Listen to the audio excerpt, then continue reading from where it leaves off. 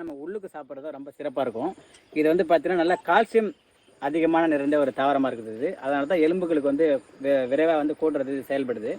இதோடைய இலைகள் வந்து பார்த்தீங்கன்னாக்கா நம்ம ஆட்டுப்பால் அல்லது பசும்பால், ஆட்டுப்பால் ரொம்ப நல்லாயிருக்கும், அல்லது கிடைக்காத பட்சத்தில் பசும்பால், அதை வந்து நம்ம அது கூட வந்து அரைக்கிறது வந்து பார்த்தீங்கன்னா நம்ம மிக்சியில் அந்த மாதிரி அரைக்காமல் நம்ம வந்து அம்மியில் வச்சு அரைக்கிறதுனால நல்லா சிறப்பாகவே இது இருக்கும். அரைச்சி நம்ம உள்ளுக்கு எடுத்துக்கும் போது விரைவாக வந்து எலும்புகள் கூட்டுறது ஒட்டுறது நம்ம அந்த செயல்கள் வந்து நடக்கும்.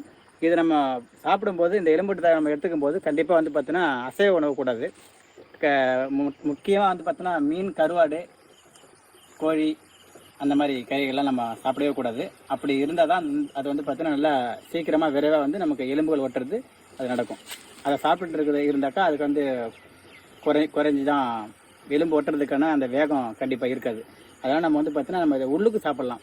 அதை நம்ம மேல் பூச்சா நமக்கு அந்த உடஞ்ச இடங்களில் கட்டு போடுறாங்க இல்லைங்களா, அந்த மாதிரி கட்டுக்கு விட உள்ளுக்கு சாப்பிட்றதுனால நல்ல பலன்கள் இருக்குது. இது நிறைய பேர் நம்ம வந்து இதை